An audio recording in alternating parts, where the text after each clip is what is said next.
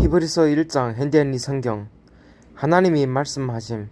옛날 하나님께서는 예언자들을 통하여 여러가지 방법으로 수없이 우리 조상들에게 말씀하셨습니다. 그러나 이 마지막 때에는 아들을 통해 우리에게 말씀해 주셨습니다. 하나님은 그 아들을 모든 것이 상속자로 삼으시고 또 아들을 통해 우주를 창조하셨습니다. 그 아들은 하나님이 영광의 광채시며 하나님이 본성을 그대로 나타내신 분입니다. 그분은 능력 있는 말씀으로 만물을 보존하시며 죄를 깨끗게 하시고 하늘에 계시는 위대하신 하나님 오른편에 앉으셨습니다. 그래서 천사들보다 더 뛰어난 이름을 받으시고 그들과는 비교할 수 없을 만큼 위대한 분이 되셨습니다. 하나님께서는 어느 천사에게도 너는 내 아들이다, 오늘 내가 너를 낳았다 라고 말씀하시거나 또 나는 그의 아버지가 되고 그는 내 아들이 될 것이다 라고 말씀하신 적이 없습니다. 그러나 하나님께서 맏아들을 세상에 보내실 때 하나님이 모든 천사들은 그에게 경배하여라 하셨습니다. 또 천사들에 대해서는 하나님이 그의 천사들을 바람으로 삼으시고 그의 정도를 불꽃으로 삼으신다라고 하셨습니다. 그러나 아들에 대해서는 이렇게 말씀하셨습니다. 하나님이시여, 주는 영원히 통치하시고 주의 나라를 정의의 지팡이로 다스리십니다. 왕이 옳은 것을 사랑하고 악한 것을 미워하였으므로 왕이 하나님은 왕에게 기쁨의 기름을 부어 다른 왕들보다 높이셨습니다. 주여, 태초에 주께서 땅에 기초를 놓으셨고 하늘도 주의 손으로 만드셨습니다. 하늘과 땅은 없어질 것이나 주는 영원히 살아계실 것이며 그것들은 옷처럼 낡아질 것입니다. 주께서 그 모든 것을 옷처럼 말아버리시며 그것들이 이복처럼 변할 것이나 주는 변함없이 한결같으시고 주의 예대는 끝이 없을 것입니다. 하나님께서 어느 천사에게 내가 내 원수들을 내 발 아래 굴복시킬 때까지 너는 내 오른편에 앉아있거라 고 말씀한 적이 있었습니까? 천사들은 모두 섬기는 영들이며 앞으로 구원받을 사람들을 섬기라고 하나님이 보내신 일꾼에 불과합니다. 히브리서 2장. 그리스도께서 죽음을 맛보심. 그러므로 우리는 들을 말씀에서 벗어나지 않도록 그것을 마음에 깊이 간직해야 합니다. 천사들을 통해 주신 말씀도 권위가 있어서 그것을 어기거나 순종치 않았을 때 모두 공정한 처벌을 받았는데 하물며 이같이 큰 구원을 우리가 소홀히 한다면 어떻게 형벌을 피할 수 있겠습니까? 이 구원은 맨 처음 주께서 말씀하셨고 그 말씀을 들은 사람들이 우리에게 증거해 준 것입니다. 그리고 하나님께서도 놀라운 기적과 여러가지 능력 있는 일들과 또 자신이 뜻을 따라 나누어 주신 성령님의 은혜의 선물로 그들이 증거를 뒷받침해 주셨습니다. 하나님, 우리가 말하는 장차올 세상을 천사들이 통치하도록 맡기지 않으셨습니다. 성경에도 이렇게 기록되어 있습니다. 사람이 무엇인데 주께서 그를 생각하시며 사람이 아들이 무엇인데 주께서 그를 돌보십니까? 주께서는 그를 천사보다 조금 못하게 하시고 영광과 존귀의 관을 그에게 씌우셨으며 모든 것을 그의 발 아래 복종하게 하셨습니다. 하나님은 모든 것을 그에게 복종시킨 데 있어서 복종치 않은 것이 하나도 없도록 하셨습니다. 그런데도 우리는 아직 모든 것이 그에게 복종한 것을 보지 못하고 있습니다.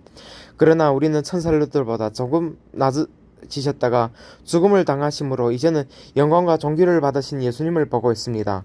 그분은 하나님의 은혜로 모든 사람을 위해 죽음을 맛보려고 하셨습니다. 만물을 창조하시고 보존하시는 하나님이 많은 사람을 영광으로 인도하시려고 구원의 창시자이신 예수님을 고난을 통해 완전하게 하신 그것은 너무나 당연한 일이었습니다. 그것은 거룩하게 하시는 분과 거룩하게 된 사람들이 모두 한 하나님에게서 나왔기 때문입니다. 그래서 예수님은 그들을 형제라고 부르는 것을 조금도 부끄러워하시지 않고 하나님께 내가 내 형제들에게 주의 이름을 선포하고 군중 앞에 서서 주를 찬양하겠습니다 하였고 또 주님께서는 내가 그분을 신뢰하겠다 하셨으며 또 나와 및 하나님이 나에게 주신 자녀들을 보라 하셨습니다. 자녀들은 살과 피를 가졌기 때문에 예수님도 그들과 마찬가지로 인간성을 지니셨습니다. 이것은 자신이 죽음을 통해서 죽음의 권세를 잡은 마귀를 멸망시키시고 일생 동안 죽음의 공포에서 종살하는 모든 사람들을 해방시키시기 위한 것입니다. 주님은 천사들을 도우려고 오신 것이 아니라 아브라함의 후손들을 도우려고 오셨습니다.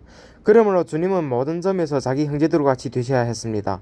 이것은 하나님을 섬기는 일에 자비롭고 충성스러운 대제사장이 되어 백성들이 죄가 용서받도록 하기 위한 것입니다. 주님은 몸소 시험을 받아 고난을 당하셨기 때문에 시험 당하는 사람들 넉넉히 도우실 수 있습니다. 히브리서 3장. 성도는 하나님의 집, 그러므로 함께 하늘이 부르심을 받은 거룩한 형제 여러분, 우리가 고백하는 신앙의 사도이시며 대제사장이신 예수님을 깊이 생각하십시오. 모세가 하나님의 집에서 충성했던 것 같이 예수님도 자기를 보내신 하나님께 충성하셨습니다. 집을 세운 사람이 그 집보다 더 존귀한 것처럼 예수님은 모세보다 더 큰 영광을 받으실만 합니다. 어느 집이든 그 집을 세운 사람이 있듯이 모든 것을 창조하신 분은 하나님이십니다. 모세는 하나님께서 장차 말씀하실 것을 증거하기 위해 하나님이 온 집에서 종으로 충성하였으나 그리스도는 하나님 집을 맡은 아들로 충성하셨습니다. 만일 우리가 희망으로 인한 용기와 자랑스러운 기쁨을 끝까지 굳게 지키면 우리는 곧 하나님의 집입니다. 그래서 성령님도 이렇게 말씀하십니다. 오늘 너희가 그의 음성을 듣거든 광야에서 시험할 당시 반역하던 때처럼 못된 고집을 부리지 말아라.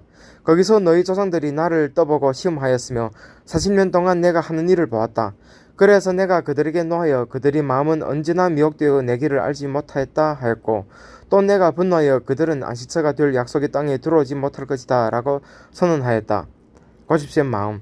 형제 여러분 가운데 믿지 않은 악한 마음을 품고 살아계신 하나님을 떠나가는 사람이 생기지 않도록 조심하십시오.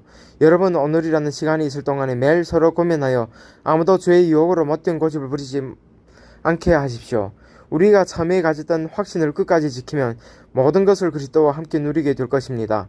성경에서는 오늘 너희가 그의 음성을 듣거든 반역하던 때처럼 못된 고집을 부리지 말아라고 하였습니다. 말씀을 듣고도 하나님을 노엽게 한 사람이 누구였습니까? 모세를 따라 이집트에서 나온 모든 사람들이 아니었습니까? 또 하나님께서 40년 동안 누구에게 노하셨습니까? 죄를 짓고 광야에서 쓰러져 죽은 사람들이 아니었습니까? 그리고 하나님께서 안식처가 될 약속의 땅에 들어가지 못할 것이라고 누구에게 엄숙한 선언을 하셨습니까? 이것은 불순종한 사람들에게 하신 말씀이 아니었습니까? 그래서 우리는 그들이 믿지 않았기 때문에 약속의 땅에 들어가지 못한 것을 알 수 있습니다. 아멘.